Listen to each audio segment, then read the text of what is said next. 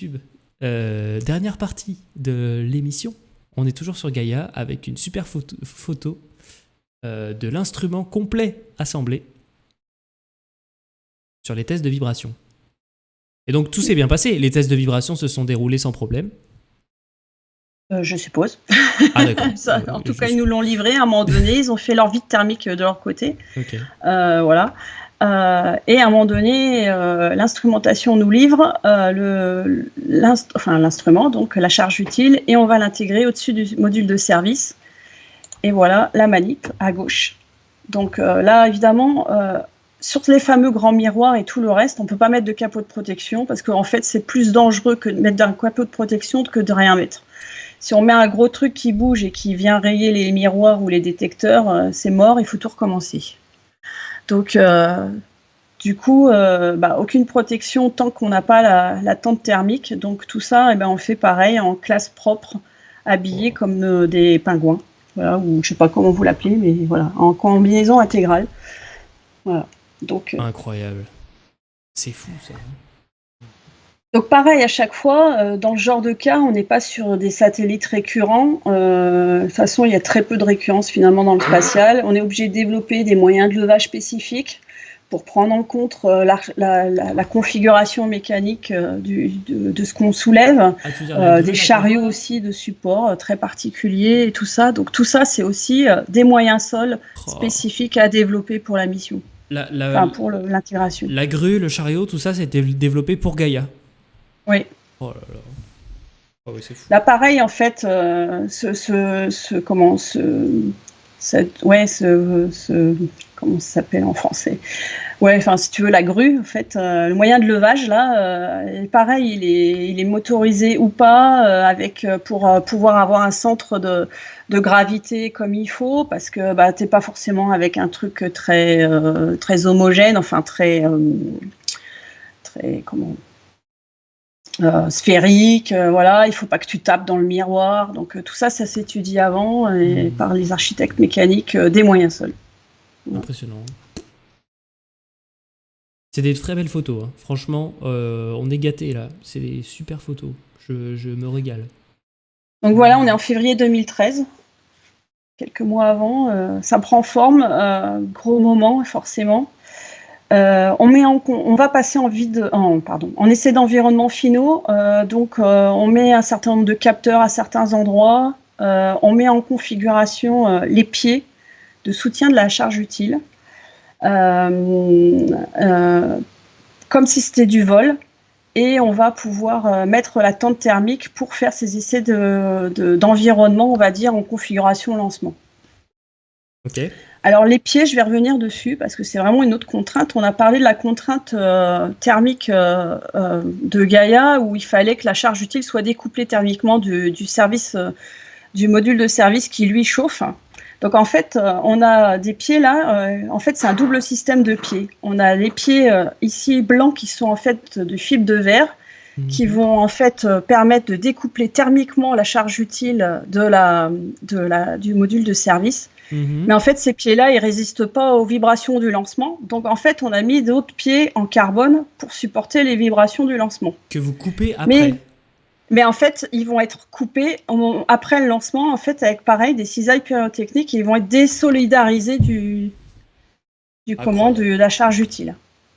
C'est marrant, hein, quand même. C'est exactement ce qu'on étudie nous aussi. Hein. C'est fou, ça. Hein. Ah bah, il faut aller voir vos copains de Gaïa. Non, mais c'est marrant parce que c'est Airbus aussi qui a proposé un design comme ça de séparation de trucs. C'est marrant, quand même. Hein. C'est fou. Donc c'est pareil, là il y a donc des moyens pyrotechniques qui sont installés en haut, en bas, puisqu'il faut découpler avec des câblages qui vont après vers le module de service. Donc tout ça on met en espèce de configuration vol, mais en fait on va faire les essais vibrations, on va tester après ce découplage, comme si on était après vol. Mais après, en fait, il faut la cisaille pyrotechnique. En fait, c'est one shot, c'est un seul truc. C'est coupé ou c'est éjecté? Non, ils sont coupés, ils sont découplés en fait. Voilà. Et non, Donc, ils restent en place. Bah non, ils tu sont peux pas plates, éjecter, sinon euh, comment ça se passe? ils sont en fait, ils tiennent par des. Alors, je sais plus exactement comment c'est, mes souvenirs viennent longs.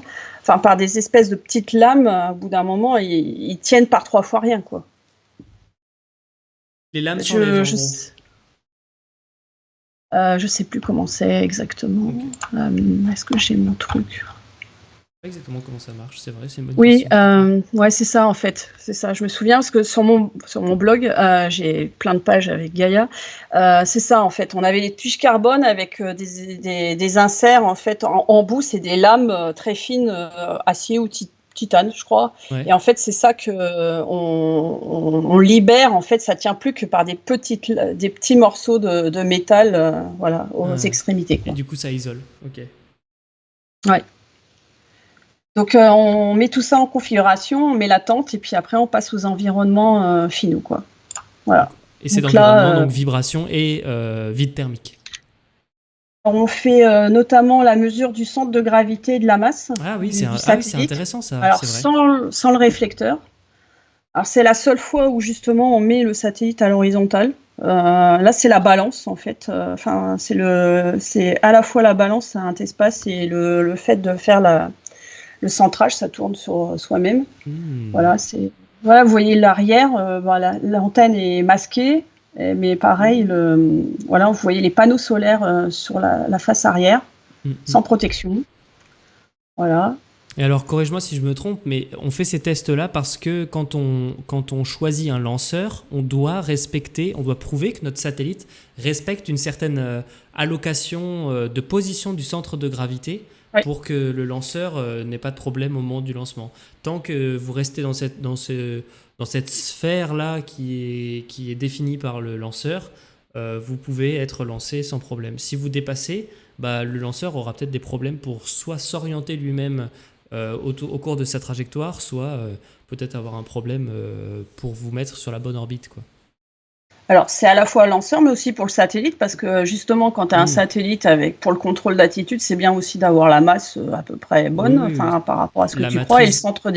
le centre d'inertie aussi, le centre de d'inertie, pour aussi tout ton système, en l'occurrence pour Gaïa, c'est spiné, quoi. Ouais, tout à fait, ouais, t'as raison. Bien Donc, sûr. il y a les deux, quoi. À droite, c'est le test de compatibilité électromagnétique. En fait, là, c'est pour tester l'antenne de communication vers la Terre. En fait, elle va balancer des ondes, des grosses ondes. C'est une antenne très haut gain. Et du coup, on veut vérifier que quand elle balance ces données, enfin ces ondes, elle ne vient pas perturber les équipements électroniques à l'intérieur du satellite. Donc là, en fait, on met dans une chambre anéchoïque, donc avec ce revêtement un peu spéciaux. Donc voilà le setup aussi très particulier, avec un bâti très haut, voilà, le pont roulant, enfin le système de manutention autour. Vous avez l'échelle pour quelqu'un. Voilà, pour vérifier que quand l'antenne elle crache, ça perturbe pas le reste du satellite. Ouais. Tous Et les là, ça ondes sont permet absorbées par les murs, là. d'isoler le satellite voilà, de l'extérieur, des perturbations extérieures aussi, cette chambre. Ok. Génial. C'est rigolo parce que j'ai eu la chance d'en visiter une, et c'est rigolo d'essayer de parler au milieu de cette chambre. Ouais. Ça fait un truc très bizarre, il n'y a vraiment pas d'écho. Ouais. Alors ça, c'est pas la chambre la plus grande qui existe à Toulouse. Il y en a une beaucoup plus grande, la salle Mistral, ça s'appelle. Je pense que certains ont peut-être pu la voir en visite. Elle est immense et effectivement, tu t'entends pas parler, quoi. Enfin, c'est très perturbant. Ouais, c'est très perturbant, ouais. Évidemment, quand l'antenne elle crache, là, vaut mieux pas rester dans la pièce, il vaut mieux fermer parce que sinon là, je sais pas si on grille, mais on doit pas être très bien. On a fait donc les tests acoustiques et de vibration. Donc, pour les vibrations, on se met sur des pots vibrants qui font plusieurs axes, soit l'axe vertical, soit l'axe transverse. Voilà, avec des niveaux définis par les architectes mécaniques qui correspondent au lanceur. Souvent, alors là, pour Gaïa, on était compatible uniquement Soyuz. Pour d'autres satellites, on va tester plusieurs gammes les gammes de fréquences vibratoires les plus contraintes, par exemple entre une Ariane 5, une Falcon 9, genre de choses quoi. Voilà, il y a plusieurs scénarios, on va dire. Ouais, je vois. Là à gauche, c'est le test acoustique. En fait, c'est une grande chambre où on va balancer des sons qui correspondent aux sons du lanceur. Et là, c'est pareil, il vaut mieux pas rester dans la pièce parce que je pense qu'on finit sourd, voire pire. Clair. Voilà. Parce que là, c'est comme si on était dans la coiffe au moment du lancement. Et à droite, c'est le test de pressurisation des réservoirs qu'on a fait pour Gaïa. C'est pas fait sur tous les satellites de télécom à l'heure actuelle. Je pense qu'il y a beaucoup de récurrence, donc bien que je dis peut-être une bêtise. En fait, là, on met sous pression les canalisations de tout le modèle de propulsion et les réservoirs, et on regarde qu'il n'y a pas de fuite, quoi. Parce que ça serait dommage qu'il y ait des fuites arrivées sur orbite. Donc, et vous testez avec les carburants qui sont prévus pour le vol, ou vous testez avec de l'eau ou de l'azote liquide, ou je sais pas? Alors, sauf erreur, on était avec de l'alcool isopropylique pour certains, et il y avait l'hélium pour l'hélium, ça je suis à peu près sûre, et après je sais plus. Okay. Ça en général, en fait, c'est les gens de la propulsion, enfin ceux qui ont conçu la propulsion, qui font les tests eux-mêmes aussi. Voilà, c'est un métier. La propulsion est un métier très spécifique. En tout cas, chez Airbus, c'est des spécialistes. Voilà. Bien sûr. C'est les gens de Steven Edge ou Freddy Reichshafen pour les satellites d'observation qui font ça, et voilà. Donc là, tout est intégré. Alors tout est intégré, là il y a à peu près tout, sauf le réflecteur. Voilà. Ouais. Là le bas, on n'a pas toutes les mélis, mais voilà. Là on en a commencé à en enlever parce qu'on n'en a plus besoin. Parce que derrière, il faut qu'on retire les capteurs qu'on a mis pour les vibrations, parce qu'on ne veut pas du poids qui ne sert à rien. Donc on rouvre pour enlever certains capteurs. D'accord. De plus en plus... Je croyais qu'on les laissait. De plus en plus, on essaye sur certains satellites, ils essayent de faire les capteurs, les accéléromètres de vol. Ouais. On en avait quelques-uns qui sont restés pour le vol, parce que le cheminement du câblage et tout ça était trop compliqué, il aurait fallu démonter trop de trucs.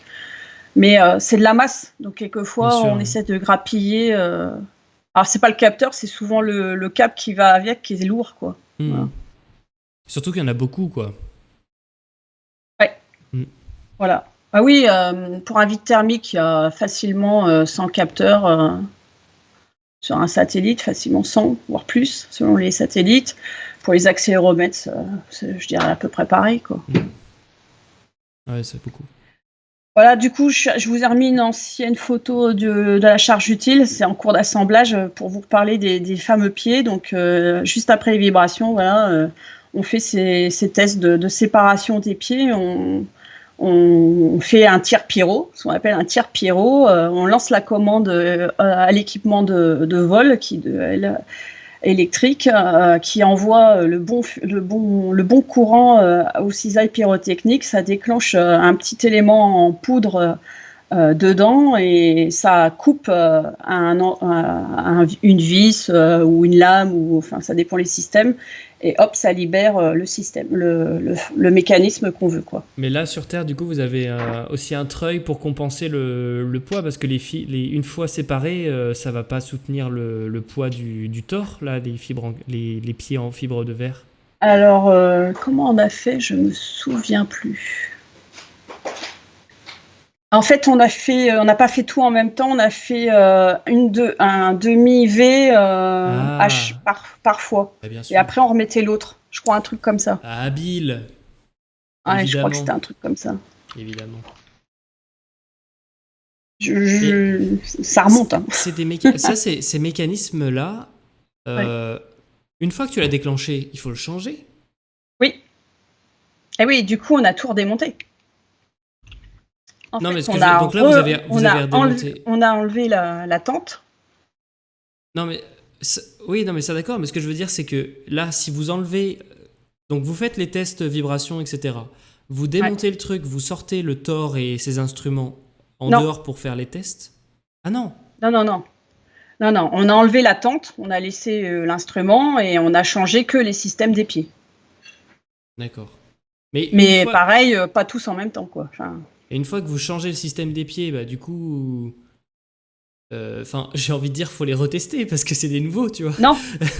Eh bien non, là justement, c'est l'intérêt des procédures, c'est des procédures de montage. Il faut répéter exactement ce qu'on a fait la première fois, de la traçabilité justement, et des contrôles qu'on fait à certaines étapes. Donc il y a des inspections visuelles donc par la qualité pour dire oui, là on a bien mis le câblage de la même façon que la dernière fois, le truc il est bien positionné que la dernière fois, on regarde avec les photos, les procédures et voilà, on essaie de répéter à l'identique ce qui a marché la première fois.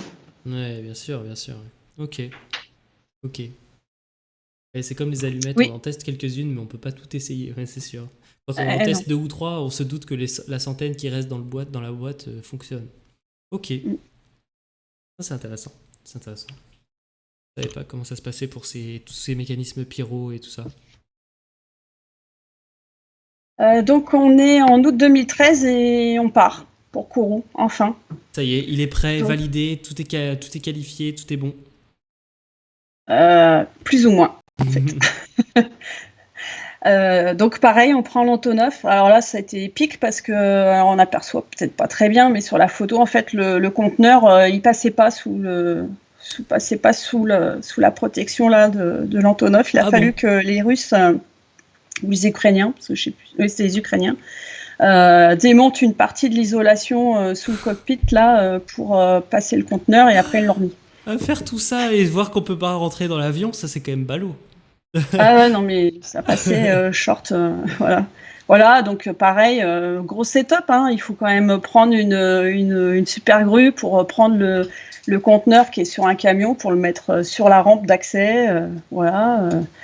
Évidemment, faut faire attention si tu vas pas faire des vibrations non espérées sur le satellite à ce moment-là. Voilà. Les yeux plus gros que le ventre, nous dit Ashley. C'est vrai qu'on a l'impression que l'avion est en train de manger le satellite là. Mm. Alors on prend un gros avion, effectivement, on a l'impression que on met que ça dans un Antonov, mais en fait, il faut penser à tout le matériel qu'on est obligé d'emmener pour faire la fin d'intégration et les essais à Kourou, enfin sur la base de lancement. Donc typiquement, voilà, on a rempli le satellite, l'avion. Parce que bon, il y a le satellite, il y avait d'un autre côté, il y avait le réflecteur aussi qui n'est pas installé parce que on pouvait pas, ça passait pas. Et il y a tous les moyens sols qui vont à côté, les baies électriques, les caisses à outils, voilà, on parlait, et aussi comme le réflecteur, il n'était pas installé, il fallait aussi toutes les suspentes qu'on a vues précédemment pour faire le 0G des suspentes. Donc tout ça, ça prend du volume. Voilà. Parce que une fois à Kourou, vous allez retester le déploiement Oui. Du Shield. D'accord. Oui, tout à fait. Pourquoi vous l'aviez pas testé avant? Pardon, excuse-moi. Pourquoi vous l'avez pas testé avant de partir à Kourou, ce truc? Parce qu'on pouvait pas transporter avec le réflecteur. Ah, ce que tu appelles le réflecteur, je croyais que c'était ce qui venait au-dessus des instruments. Et en fait, le réflecteur, c'est le bouclier solaire. Oui, pardon, le bouclier solaire. On ne pouvait pas l'intégrer pour le transport, avant le transport. Okay, pardon. Donc, justement, tout satellite qui part en campagne de lancement, arrivé sur place, on fait un test de bonne santé électrique. Donc, on relie le satellite à des baies électriques et on vérifie que tout fonctionne, ça a supporté le transport. Voilà. Que ça marche bien, il n'y a pas quelque chose qui se serait, déconnecté. C'est dans les tests ce qu'on appelle le test de bonne santé électrique. Donc, il faut emmener tout ce matériel-là aussi dans l'avion. Voilà. les baies de test. Oui, bien sûr. C'est pas standardisé, c'est pas quelque chose que vous retrouvez à Kourou, par exemple? Non, parce qu'on a des tests, des baies très spécifiques par rapport aux satellites. Et puis les salles blanches à Kourou, elles se passent. Là, c'est un satellite Airbus. Le mois d'après, c'est un satellite Boeing. Un mois d'après, c'est un satellite indien. Voilà quoi. C'est pour ça que je pensais peut-être qu'il y avait des trucs ISO, enfin tu vois, un truc standard pour Non. que justement permettre d'éviter de trimballer tous ces outillages à chaque fois, quoi. Non. Ok. Non, non. On se balade avec la caisse à outils à chaque fois. ISO dans l'espace, lol. En vrai, on pourrait, hein, je suis sûr qu'on pourrait. Il faut se mettre d'accord entre tous les constructeurs. Je pense que ça va être. Ouais, c'est compliqué. On a refait rapidement aussi un test des systèmes de propulsion sous pression. Voilà, là, ils ont injecté de l'air, pareil, pour voir s'il n'y avait pas de fuite dans les canalisations. Voilà. Ok. Bon. Il n'y avait pas de fuite du coup. Non. Non, c'est bon. Et on est passé à l'assemblage final. Donc, c'est la photo en bas à droite. Donc, vous avez à gauche, donc au fond, c'est, on va dire, le bidon de Gaïa avec le service module, la charge utile et la tente thermique. Et à droite, donc, l'ossature du sunshield, du panneau, du réflecteur solaire. Donc, c'est ce que je vous disais, les haches, les différents haches. Qui après il faut habiller de MLI et derrière on intègre tout ça H par H autour de Gaïa. Et alors là, c'est là que commence le jeu du Lego, quoi. Le Lego Ouais. où il y a Alors déjà là, des grosses pièces, ouais. des En gros plus, bouts. voilà, il y a les haches, mais en fait entre deux haches, il y a des MLI qui sont un peu pliés à la façon origami. Donc c'est Sener en Espagne, à côté de Bilbao, qui est spécialiste dans ça. Qui sont très spécialistes dans tout ce qui est mécanisme déployable, voilà, qui avait fait ça et qui était avec nous en campagne. Et c'est des excellents souvenirs avec cette équipe de Sener. Vraiment, c'était chouette. Voilà. Super. Je garde un excellent souvenir parce que, évidemment, l'intégration du Sunshield, c'est comme la première fois, en fait, un setup qui prend 1 à 2 semaines et finalement un test de déploiement qui prend 1 heure à tout casser, quoi. Voilà. Ouais, bien sûr. Oui, parce que vous assemblez ça à la fois pour évidemment pour que ça soit prêt pour le vol, mais aussi pour pouvoir faire cet essai de déploiement. Oui. Voilà, parce que en fait, lors des premiers tests chez Sener, le déploiement se passait pas très bien. Il a fallu qu'ils changent le design relativement tardivement, et donc l'ESA a demandé vraiment un test de déploiement en campagne pour s'assurer que tout allait encore bien. Super. Alors 10 octobre, est-ce que tu peux me rappeler la date exacte du lancement? Alors c'était 19 décembre, mais au départ on devait lancer en novembre. Ok. Donc là on était en principe 1 mois avant. Ok. Et c'était chaud au niveau timing? Ou vous étiez dans les clous? Non, on était dans les clous, sauf qu'en fait, alors là, tu as anticipé finalement la suite, bravo. En fait, les uns à un moment donné, c'était un dimanche, moi, on était en balade, on travaillait 6 jours sur 7 là en campagne, et le dimanche c'était vraiment repos. Et là, on était par petits groupes, moi j'étais avec, je sais plus, enfin avec des gens, et on était en balade, je crois qu'on était à Cayenne, à la seule vraie belle plage de Cayenne, enfin de Guyane. Et on reçoit un coup de fil sur nos téléphones en disant revenez vite, il faut qu'on parle, il y a un problème. Oh là là. Et la réunion de crise, l'ESA nous informe que en fait il y a un problème en vol sur des satellites qui ont exactement les mêmes transpondeurs que nous. Et donc, ils veulent pas prendre de risques, il faut démonter les transpondeurs et les renvoyer chez le fabricant. Quoi? Attends. Ouais. Pour prendre d'autres transpondeurs, un modèle différent ou Non, genre un modèle en identique fait, mais d'autres? pour changer une carte sur les transpondeurs. Ah oui, parce que tu peux pas te permettre de changer le modèle. Changer le modèle, c'est un design. Enfin, tu es obligé d'utiliser les mêmes. Mais ça veut dire que le fabricant, il doit en avoir sous la main. Alors, c'était Thales Italie qui faisait ça. Et alors je me souviens plus du détail, mais ils ont changé des cartes, une carte ou une carte dans les équipements. Ils ont fait des vibrations de l'équipement, retesté, et ils nous ont envoyé l'équipement et on l'a remis dans le satellite. Donc en fait, déjà nous on avait tout fermé. En fait, rien n'était accessible. Donc en fait, il a fallu ce qui n'était pas du tout prévu.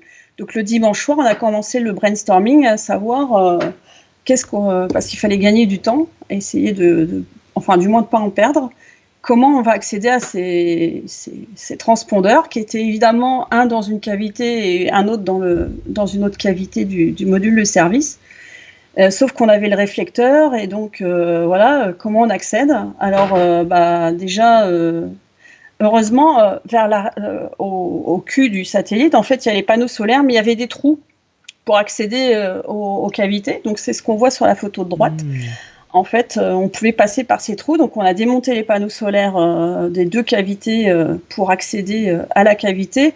Et puis pour observer ce que faisait le collègue pendant qu'il démonte les transpondeurs, en fait, on a ouvert les fameuses émélies des côtés et on a aussi démonté un des panneaux solaires d'un des coins, un des côtés, pour pouvoir voir ce qu'il faisait, parce que derrière, il fallait pas qu'avec sa tête, son coude ou je sais pas trop quoi, il aille endommager des câblages à côté, quoi. C'est impressionnant, mais le stress que ça a dû être. Tout ça, en fait, il a fallu justement, on était plusieurs, réfléchir comment on peut faire, on peut accéder comment à l'endroit, comment on démonte et tout. Et c'est pas j'y vais et je regarde. Non, c'est on se pose, on analyse comment on peut faire, on prend les plans, on prend les photos, on se met à plusieurs personnes, architecte, opérateur, qualité, chef de mission évidemment, client aussi. Et là, c'est tout le monde, on cogite, on fait un brainstorming, on pose comment on fait.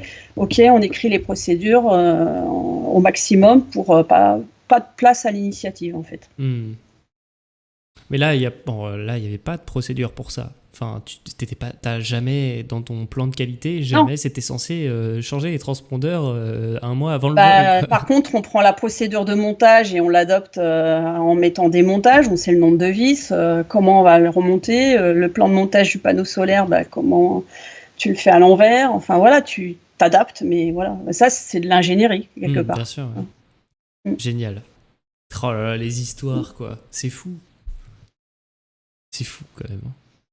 Voilà. Et du coup, les transpondeurs, ils ont pris la classe à faire en fait, avec une personne de l'ESA, sauf erreur. C'est sur le site, cette photo elle est sur le site de l'ESA, voilà, avec le billet d'avion aussi, parce qu'il fallait que ça aille vite, mais qu'on voulait pas qu'il soit en soute non plus, parce qu'on veut pas qu'il soit maltraité, qu'il prenne le froid. Donc là, ils ont eu le droit à leur petit verre de champagne, les petits fours, le caviar. Chez Thales, ils ont fait la réparation et la remise à niveau des transpondeurs. Et puis, en un temps record, je crois qu'ils ont travaillé 7 jours sur 7 pour ça. Et puis, on a eu un report de tir à peu près d'1 mois. Ils ont réparé en fait les transpondeurs qui étaient dans Gaïa. Ils sont pas allés en chercher des nouveaux qui n'avaient pas la carte. Non, je crois qu'ils ont changé la carte dans ceux qu'on avait, quoi. D'accord. Mais pour le qualifier ce truc-là, parce que c'était pas fait pour à la base de changer cette carte. Tu vois ce que je veux dire ? Comment tu qualifies en 7 jours à la fois genre que les fonctions de base du transpondeur sont avérées avec une carte différente. Après, il faut refaire des essais de vide thermique, il faut refaire les essais vibration. Enfin, c'est ouf, c'est ouf. Bon, ok.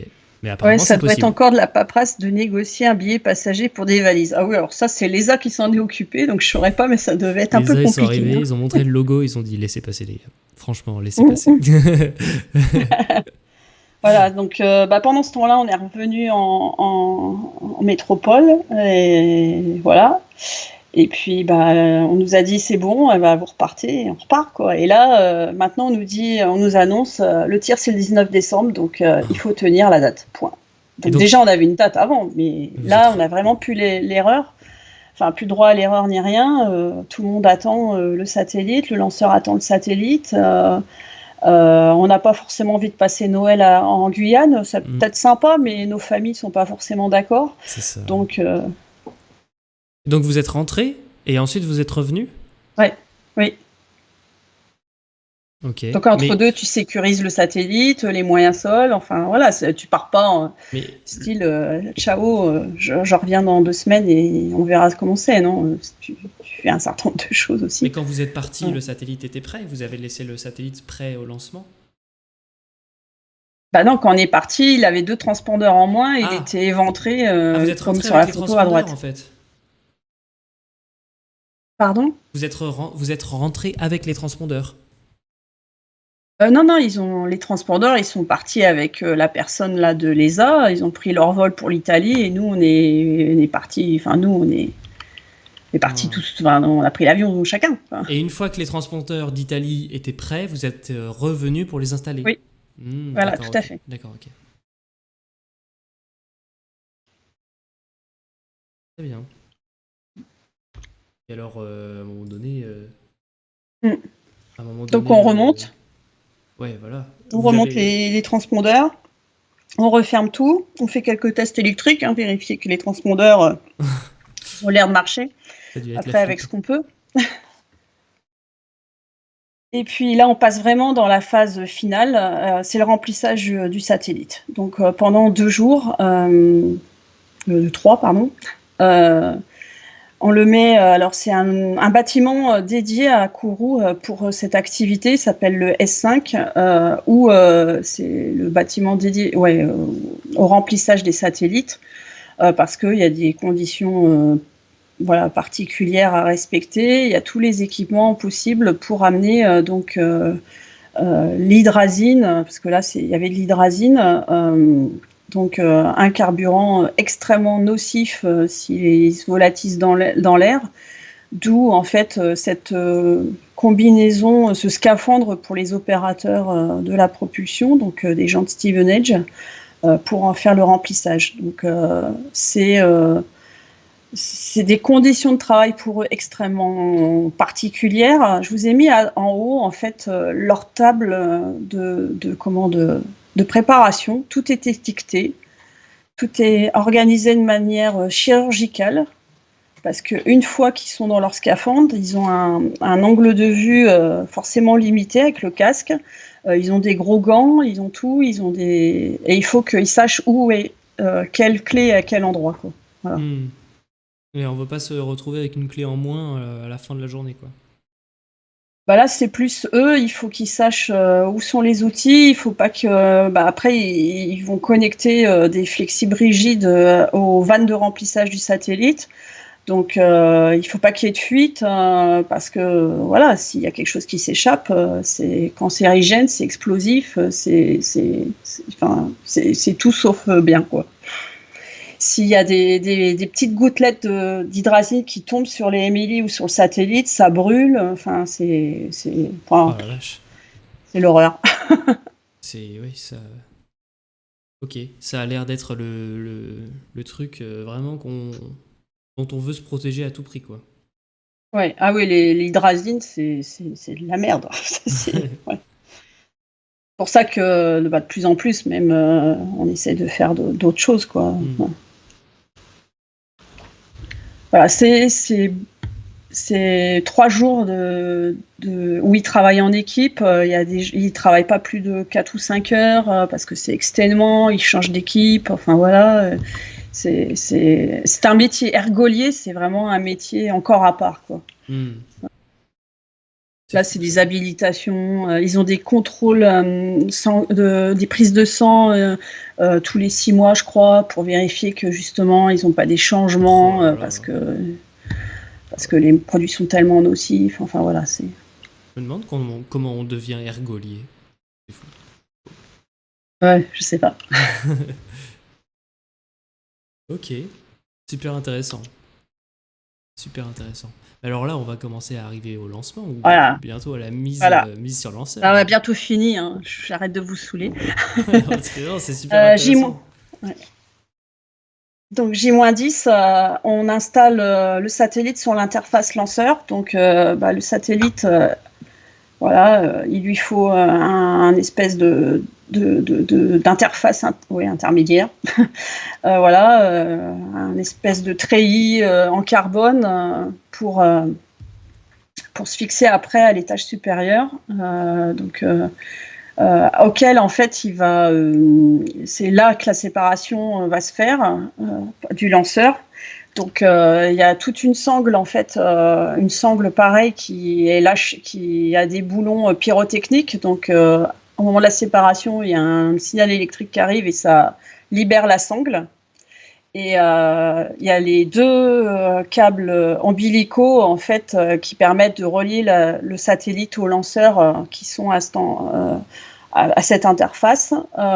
Et pareil, au moment de la séparation, hop, ça déconnecte ces câbles ombilicaux. Donc ça, cette interface lanceur, on a testé ça à Toulouse une fois avec les gens d'Arianespace. Et bon, là, on le refait évidemment pour de vrai. Voilà. Et ensuite, on va sur Frégate. Donc là, on est donc c'était Soyouz, donc on est dans un bâtiment spécifique qui est, on va dire, entre guillemets, sous contrôle russe. Enfin, c'est les Russes qui sont majoritaires dans ce bâtiment. C'est leur moyen d'intégration. Donc, on voit l'échafaudage jaune qu'on a pu voir sur Proton plus tôt. Voilà, parce qu'ils utilisent les mêmes systèmes. Et là, vous voyez donc l'étage supérieur Frégate, le haut avec ses Émilie et tout ça. Et là, c'est vu d'en haut, voilà, vu de cet endroit-là. Génial, ouais. Pour la photo de droite. Voilà, donc toi, et en bas, vous Est-ce que avez t'es quelque part un de mes collègues qui manipule le pont avec Gaïa. Au bout, donc c'est pareil, c'est des procédures, les levages, les moyens de manutention, tout ça, ça se prépare à l'avance. Sachant que en fait, on a très peu de marge de part et d'autre de l'échafaudage pour passer Gaïa. Voilà, on a 20-30 cm. Donc le mec au pont en bas, il a intérêt de ne pas se louper, de ne pas faire des grands coups à coups avec la télécommande du pont, parce que sinon tu percutes l'échafaudage et t'es pas bien. Donc voilà, c'est tout ça. Donc nous, on était positionnés à plusieurs endroits pour vérifier, pour dire ça va pas, stop, voilà, on fait tout ça. Ok, super intéressant. Et là, voilà, après, photo de famille. L'équipe, justement. Ouais. Pardon. Photo de famille devant le bébé, quoi. Ouais. Bah ouais, parce que là, c'est toute l'équipe mécano qualité et chef de responsabilité où c'est une grosse journée en général. Parce qu'on se lève tôt, on a une interface avec là, les Russes et Arianespace. Faut pas se louper. Là, on est dans ce qu'on s'appelle les activités combinées lanceurs. Donc, Arianespace donne des créneaux pour faire les activités. Tout retard entraîne les retards des autres activités lanceurs. Donc, voilà, c'est des moments. Voilà, ça se prépare beaucoup en amont pour éviter tout faux pas. Et quand c'est fini, on est bien content. C'est magnifique. Et on est content. Voilà, on est content. Et magnifique cette photo, hein. C'est super. Oh là là, quel boulot, quoi. Voilà, c'est un boulot d'équipe. Voilà. Trop bien. C'est ça que je veux mettre aussi en avant. Ouais. Ouais, il y a encore les oui, on arrive. Il y a les protections des panneaux solaires qui sont encore en place. Eh oui, pour l'instant, là, on était en train de manutentionner. On veut éviter que quelque chose soit cassé, donc on fait attention, on met des protections, on garde certaines protections. Et bien justement, à J-7, on enlève les protections et on fait les dernières inspections. Donc voilà, je vous ai mis 2 photos pour vous illustrer ce que je suis en train de faire. Voilà mon boulot de qualité. À la fin, c'est inspecter que tout va bien, qu'on n'a rien endommagé au moment du retrait des protections, que tout a l'air en place, que la Émilie, elle est en place, voilà quoi. C'est la méga classe. C'est la méga classe. Garagiste de satellite. Ouais, je sais pas. Contrôle technique, ouais. Contrôle technique. Ouais. Génial. Voilà, donc j'ai Frégate dessous. Là, je suis obligée d'utiliser des trucs. Enfin voilà, Qu'est-ce que tu vas regarder alors? Qu'est-ce que tu testes? Est-ce qu'il y a des points précis qui demandent ton attention particulière? Oui, tout à fait. Par exemple, oui, la fixation, je disais, des MLI, des protections, voir si elles sont toujours en place, qu'il n'y a pas un truc qui a été oublié. Là, sur les panneaux solaires, on regarde qu'il n'y a pas eu un choc, voilà, au moment du retrait de la protection. Sur l'allée charnière du réflecteur solaire, il y avait des petits capots de protection, on les enlève aussi, voilà.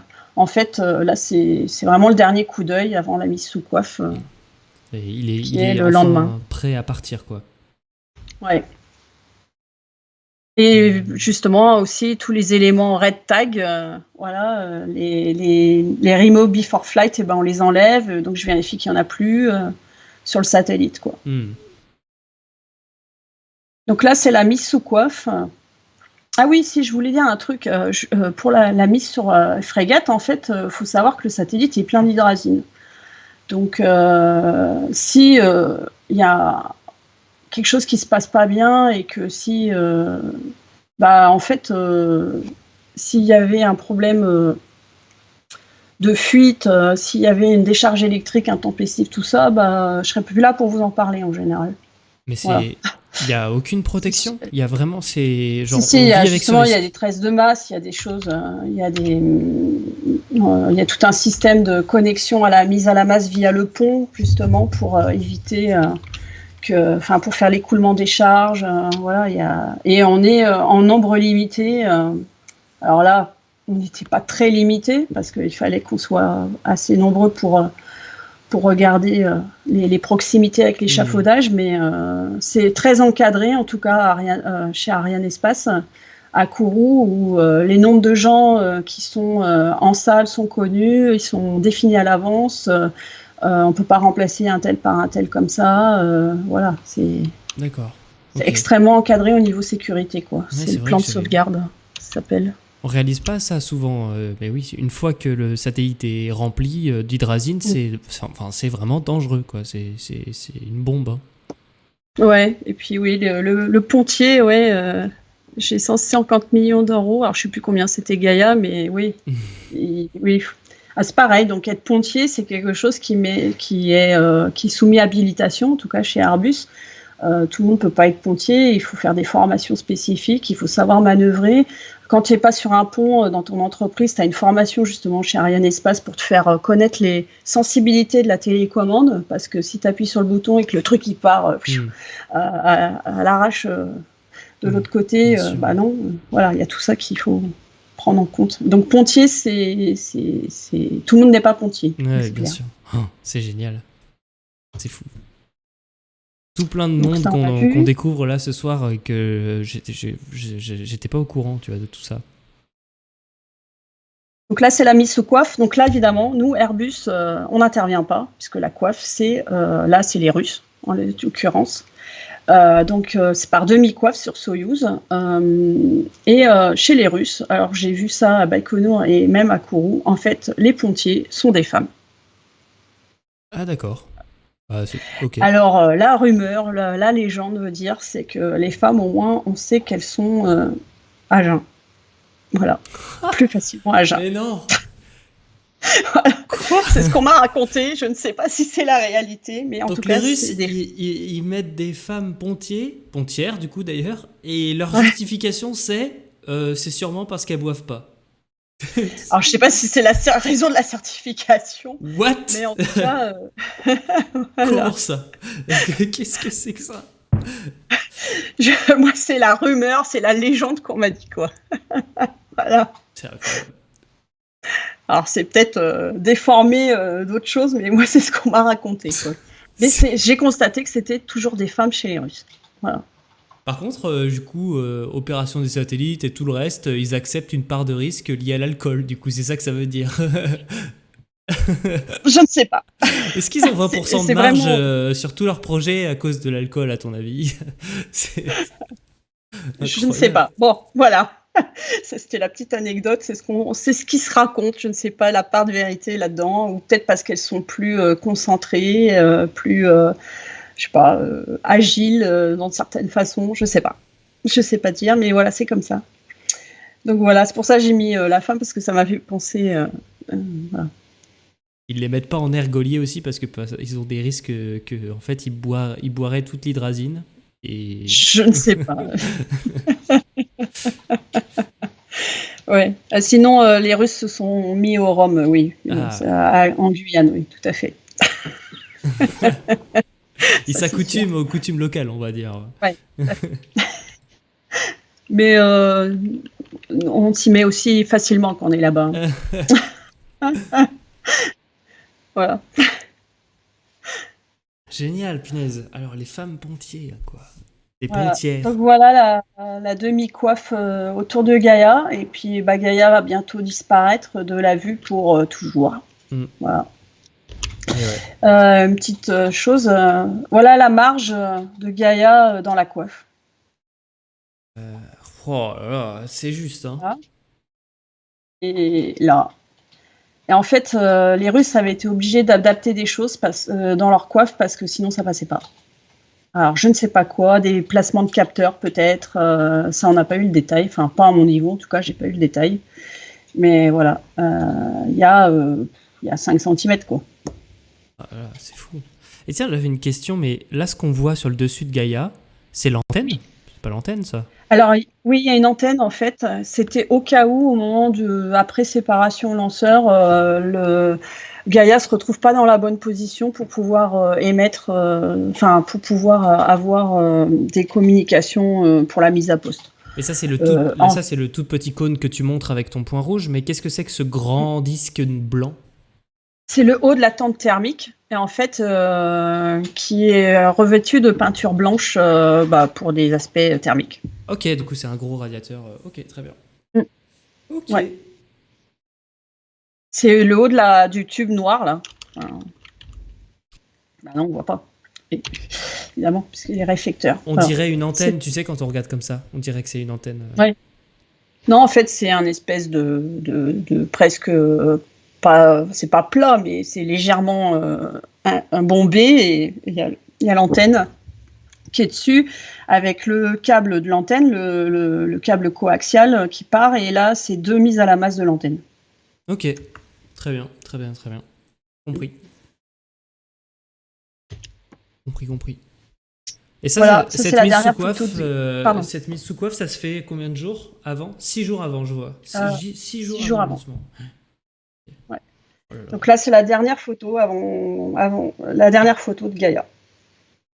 Dernière photo à la vue de l'humanité. Voilà. Ouais. Oh, c'est fou. Et là, ça fait quelque chose parce qu'en fait, on était 2 Astrium, dont Vous moi. étiez que 2 dans la pièce, là? Ouais, que 2 Astrium dans la pièce, ouais. Et un ou 2 ESA, ouais. On va Voilà, se après sentir le un reste, peu... c'était Arianespace ou les Russes. Qu'est-ce qu'on ressent à ces moments-là, tu vois? On se sent Euh, privilégié, on sent... oui. Ah ouais, complètement. Complètement. Complètement privilégié d'être là parce que mine de rien, sur Gaïa, il y a à peu près 500 ingénieurs qui ont dû travailler sur le satellite, enfin sur l'ensemble du programme, hormis les scientifiques, hein. Je parle vraiment que l'aspect fabrication de la mission, enfin conception, design, fabrication de la mission. 500 personnes, et ouais, on se sent privilégié, et puis c'est pas tous les jours que ça arrive, quoi, c'est sûr. C'est clair, ouais. C'est ouf. Ah, mais j'ai pris un plaisir monstrueux à chercher les bonnes photos, parce que j'en ai plein. Parce que l'avantage, par rapport à ce que disait Grégory, Technique Spatiale, par exemple sur Twitter, certains l'ont vu, lui il dit j'ai pas de photos de mon boulot. Et ouais, moi j'ai cette chance, c'est qu'en tant que qualité, je pouvais documenter, enfin pour mon boulot, je devais documenter ce qui se passait. Et après, j'avais demandé l'autorisation pour mon blog, en fait, parce que j'ai créé mon blog, pour ceux qui connaissent, à un moment de Gaïa, justement, pour expliquer ce qui se passait. Et j'avais l'autorisation du chef de projet chez Airbus, j'ai eu l'autorisation de l'ESA et d'Arianespace pour pouvoir partager un certain nombre de photos, quoi. Et je pense que je suppose que c'est justement en prenant toutes ces photos, ces belles photos, que tu t'es dit il faut les partager, quoi. Ouais, ça fait déjà plusieurs fois que je dis, enfin, je vois Daniel dans le chat, je lui ai déjà dit, ouais, j'aimerais bien faire une présentation de ça. Je pense que enfin, ouais, pour moi, c'est une fierté déjà. Et puis, je pense qu'il y a plein de choses que les gens ne connaissent pas, justement de la campagne de lancement, typiquement. Qu'est-ce qui se passe? On voit le lanceur avec le truc en haut, mais qu'est-ce qui se passe avant? On ne sait pas. Beaucoup de gens ne savent pas ce qui se passe, donc j'avais envie de partager ça. J'avais plein de choses à partager, et je te remercie encore pour cette opportunité. C'est un plaisir. Moi, j'ai adoré. J'ai appris plein de trucs. C'est vrai qu'il y a plein de choses que je ne connaissais pas. Je savais pas tout ça. Et c'était super. Mais c'est pas terminé. T'as encore des photos du lancement, non? Ouais, voilà, on arrive à la fin. Vous inquiétez pas, il est tard. Je suis désolée. Non, il n'y a pas de problème. Et du coup, voilà, vous voyez, là, les Russes qui finissent. Il y a un mec en haut, là. Voilà, c'est intéressant aussi de voir les autres travailler aussi. Les Russes, par exemple. On sent bien d'autres façons de travailler aussi, d'autres méthodes. Ils s'allongent sur la coiffe. Ouais. J-5, voilà, c'est le roulage de Soyouz qui était lui assemblé dans son bâtiment d'assemblage, et on a le droit d'assister à cette sortie de bâtiment. On va aussi en fait voir l'érection du lanceur. Donc là, contrairement à Baïkonour, le lanceur sort du bâtiment d'assemblage sans la charge utile, parce que la charge utile est assemblée à la verticale à Kourou. Voilà, c'est la particularité des lancements à Kourou par rapport à une Soyouz à Baïkonour ou à Vostochny. Voilà, et donc là, vous avez en fait une photo d'équipe au cul de Soyouz. Voilà, ça c'est toute l'équipe d'AIT, de projet, et le client ESA.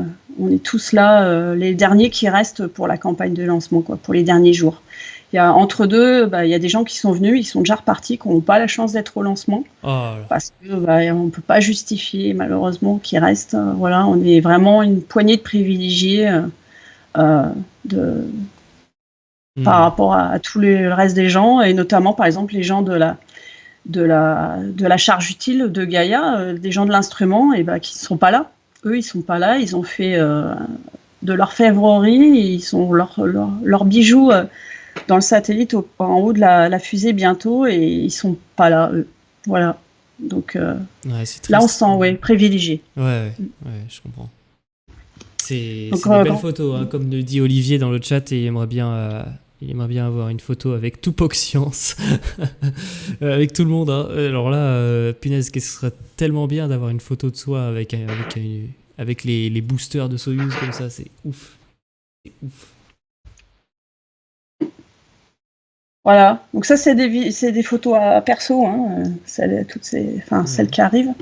Donc d'un côté on a le lanceur qui attend sur le pas de tir, qui attend sa charge utile avec le fameux tour de protection du lanceur pour faire l'assemblage de ce qu'on appelle le composite. Donc le composite, c'est ça là, qui va aller du bâtiment où on a mis sous coiffe Gaïa et l'étage supérieur frégate, donc ça s'appelle le composite, l'étage supérieur, la coiffe et le satellite, et qui va aller par transport en fait vers le pas de tir. Voilà, donc on est derrière, le truc est chargé plein d'hydrazine, donc il y a distance de sécurité à mener.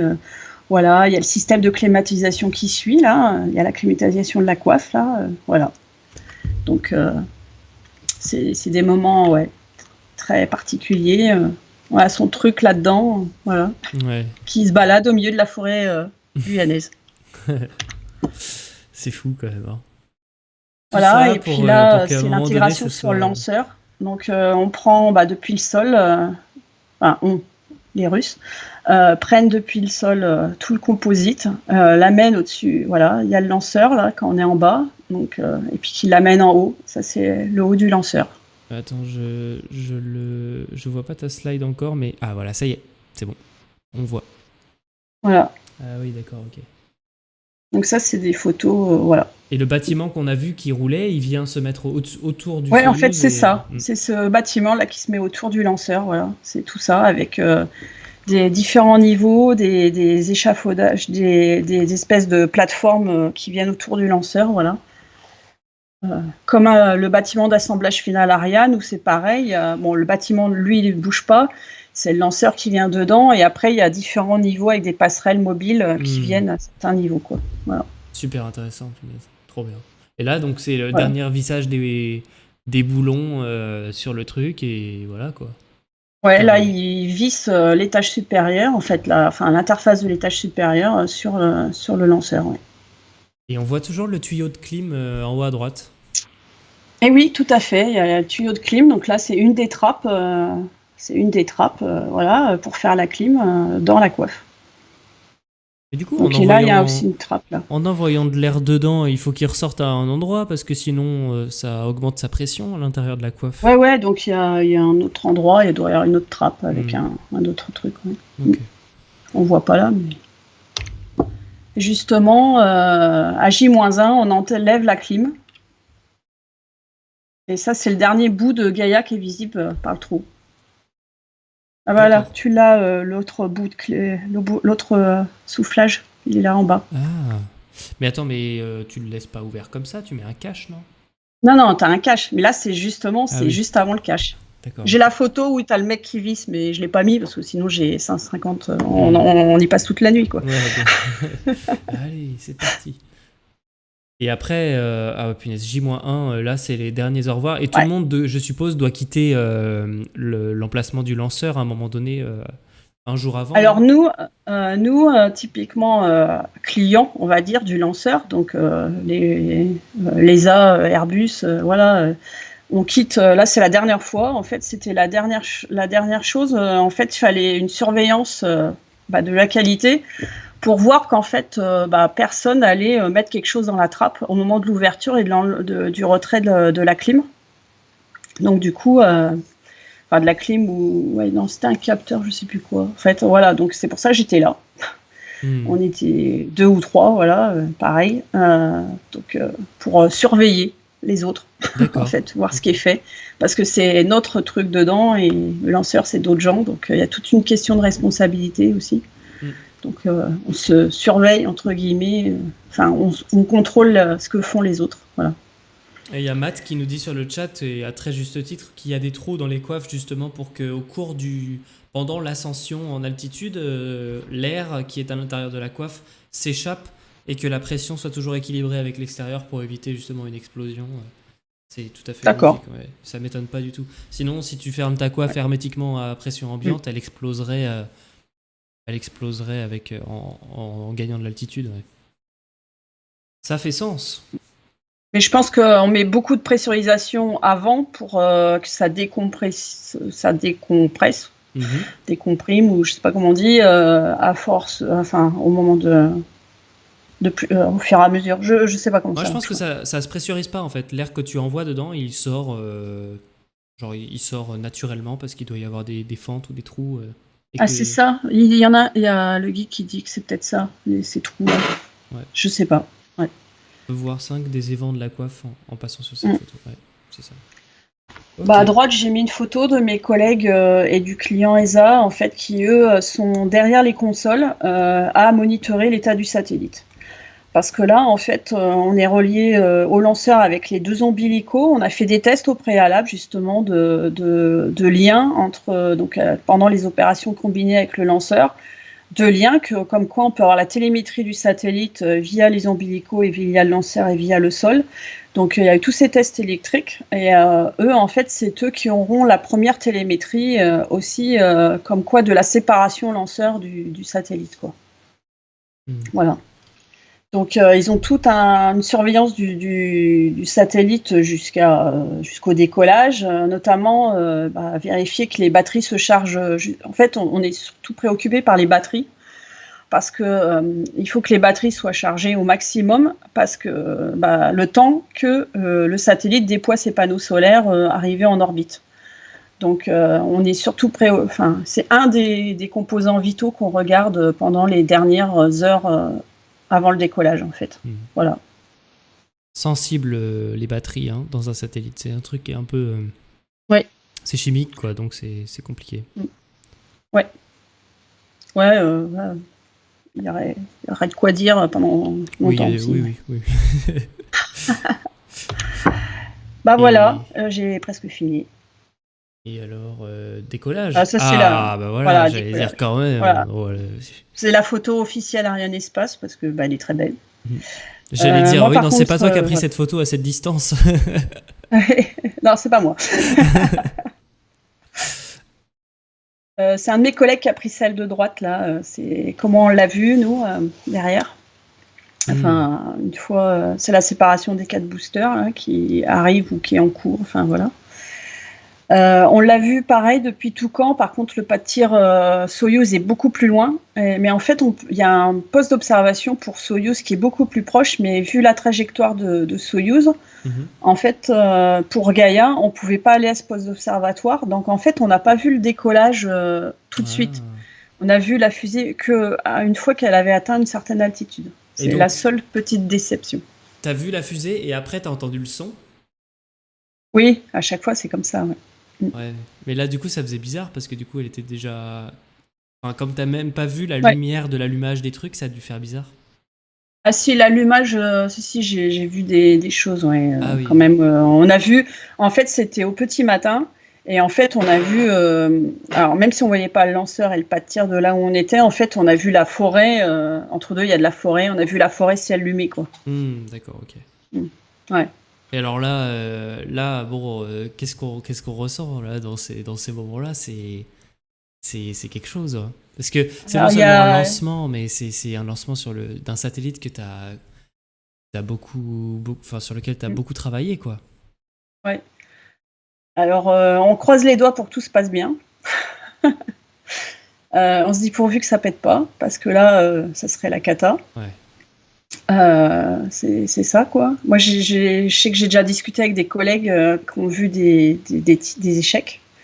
Et c'est vraiment pas un truc que j'aurais jamais voulu voir, vivre. Ça va être éprouvant, ouais. Donc ça, déjà, on croise les doigts. On se dit, je sais pas comment dire. Ouais, c'est que ça fait quelque chose. On est ému, on a les larmes aux yeux. Voilà, même les collègues hommes, on va dire, qui font un peu viril ou voilà, ils sont pas mieux. Hein. Donc voilà, c'est chouette, quoi. Eh bah, dis donc, je te remercie d'avoir partagé tout ça. Je souhaite à chaque personne ici présente ce soir de pouvoir vivre ça un jour, hein, de pouvoir vivre un lancement. Moi le premier, j'aimerais bien vivre ça. Et encore plus un lancement sur une mission sur laquelle tu as travaillé, ça doit être fantastique, quoi. Fantastique. Mais bon, ça vaut bien les dizaines d'années de carrière, les plusieurs années, plusieurs mois de travail acharné pour travailler sur ta mission et ensuite être récompensé. Donc il faut de la patience, mais c'est top. Voilà, mais après, voilà, y a plein de gens qui travaillent sur ce genre de projet et voilà, c'est pas parce qu'on va travailler dans le spatial et qu'on va travailler comme des entreprises comme la mienne qu'on va avoir un lancement dans le cadre d'une mission sur laquelle tu vas travailler. Donc ça, c'est réservé qu'à un petit nombre, malheureusement. Voilà. Donc je dirais essayez d'aller voir un lancement par vous-même aussi. Voilà. Et c'est quelque chose, quand on est passionné, c'est vraiment quelque chose à vivre, quoi. Carrément, ouais. Et puis quand on le vit de l'intérieur, c'est 100 fois mieux, quoi, forcément. On se donne tous rendez-vous en Guyane pour le James Webb. Hein. Moi, je suis chaud. Moi, je suis chaud. Voilà. Donc voilà, je voulais surtout dire que derrière, il y a un travail d'équipe. Là, c'est qu'une petite partie des gens qui ont pu participer. En haut à droite, c'est les gens justement au moment du décompte final. Voilà, c'était pas loin de Noël, donc on fait une petite photo sympathique. Voilà. Et c'est eux qui ont les dernières télémétries du satellite avant de passer le relais au centre des opérations de l'ESA dans le cadre de Gaïa. En bas à droite, c'est la petite équipe qui était sur le site d'observation Toucan pour le décollage. Voilà, c'est vraiment un tout petit échantillon de gens. Donc c'est l'équipe mécanique globalement. Avec les chapeaux. C'est génial. Voilà. On avait, sur l'idée de Rémi, on avait confectionné la veille en carton des espèces de chapeaux Gaïa. Voilà. Oh là là. C'était marré. Ce chapeau, il est dans mon bureau à l'heure actuelle où on travaille. Collector. Ouais, je l'ai ramené, ça surprend toujours quelquefois mes collègues, voilà, je l'ai ramené en classe, enfin, à l'époque, on voyageait en classe affaires. Je me suis baladée de Kourou à Toulouse avec, ce chapeau, sous le bras. Voilà, c'était marrant. Excellent. Voilà. Bah écoute, C'est des super rencontres, aussi, à gauche, c'était pour le réflecteur avec l'équipe de Gaïa, de Zener là, les Espagnols, mais sur Gaïa, je travaillais avec des Allemands, j'ai travaillé avec des Anglais, donc des Espagnols, des Autrichiens, voilà, c'est multiculturel aussi, c'est ça qui est intéressant. bah c'est franchement, c'était super, hein. Voilà. C'était super. Un petit coup d'œil quand même à mon employeur Airbus, qui m'a autorisé, en partie, voilà, enfin en partie, à l'époque, à distribuer certaines des photos sur mon blog, voilà, et à l'ESA parce qu'il y a d'autres photos qui sont aussi sur le site de l'ESA. Voilà, j'ai repris. Et puis Voilà. après, tu peux parler de comment tu continues de partager ta passion maintenant. Bah voilà. Bon, je crois que la plupart me suivent déjà, sur les réseaux sociaux, sur le blog. Donc le blog, il est né justement de Gaïa parce que mes proches, mais tu fais quoi? Ça sert à quoi? Ça sert à quoi Gaïa? Ça va faire quoi? Donc j'ai dit tiens, je vais commencer à écrire là-dessus. Enfin, c'est mon mari qui est à côté, qui m'a dit mais pourquoi tu écris pas un blog pour expliquer un petit peu tout ça? Voilà. Donc mon premier supporter euh, qui m'a fait rentrer là-dedans. Je sais pas s'il regrette pas un peu parce que je passe beaucoup de temps à faire le blog et les réseaux sociaux. Puis en plus, depuis quelques temps, j'essaye de faire une photo au minimum par mois sur l'actualité spatiale, une vidéo par mois sur l'actualité spatiale sur YouTube. Et ça prend beaucoup, beaucoup de temps. Ouais, c'est Donc voilà. ouais, c'est colossal. Ouais. Une vidéo YouTube quand le montage, tout ça, l'écriture, Ouais, ouais, c'est c'est du quelque boulot. Ouais. chose. Hein. Ouais, alors C'est c'est pour ça, moi j'ai pas un super rythme parce que j'ai un boulot, on va dire à côté, un vrai boulot. Et puis j'apprends sur le tas aussi. J'y connaissais strictement rien au montage vidéo avant, donc voilà, j'apprends au fur et à mesure. J'essaye d'améliorer. Justement, j'ai mon supporter assistant qui m'aide aussi. Voilà. génial, génial. Bah, c'est cool. Ouais. Franchement, n'hésitez pas à aller voir le travail d'Isabelle sur son blog et sur ses réseaux sociaux. Rêve d'espace. Pour justement voir tous les billets de blog, avoir des news sur l'actualité, etc. Donc je vous conseille. Une grande passionnée qui nous l'a démontré encore une fois aujourd'hui. C'était génial. Merci beaucoup Isabelle, j'ai été ravi de te recevoir. On a vu des super photos, on a appris plein de trucs J'espère. sur les métiers de l'IT. Est-ce que ça vous a plu, mesdames et messieurs? Et toi, Isabelle, comment tu t'es sentie du coup? T'étais un peu stressée au début? Oui, j'étais stressée parce que est-ce que j'ai pris l'exercice dans le bon style? Est-ce que je vais pas embêter les gens, être un peu trop centrée quelque part sur moi, enfin, sur ce que j'ai fait, c'est un peu bizarre. Voilà. Euh, Prendre du temps, essayer d'expliquer des choses, de pas trop zapper. Il y a tellement de choses à dire, mais dire un minimum. Enfin, c'est très difficile de trouver le bon Ouais, c'est rythme, difficile. Ouais. enfin le bon niveau, quoi.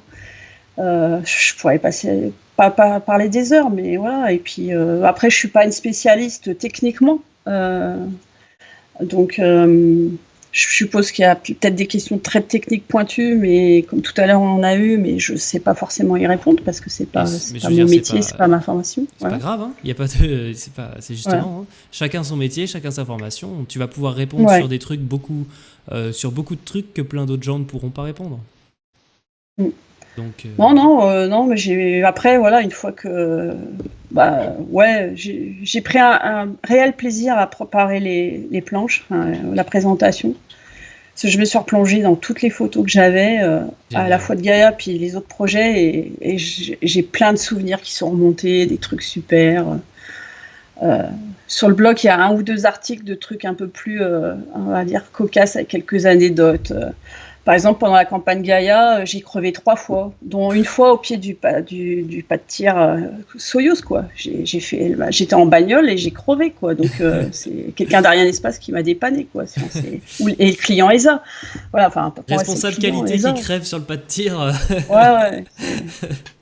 Voilà, un soir, j'étais fatiguée, j'ai défoncé avec la bagnole la clim sur le bloc de climatisation qui était sur le bâtiment. Enfin voilà, de toute façon, le responsable IT, il m'a dit j'ai jamais eu autant de frais de voiture à cause de toi. Mais bon, voilà, c'est tous ces trucs-là qui remontent, des petits gestes.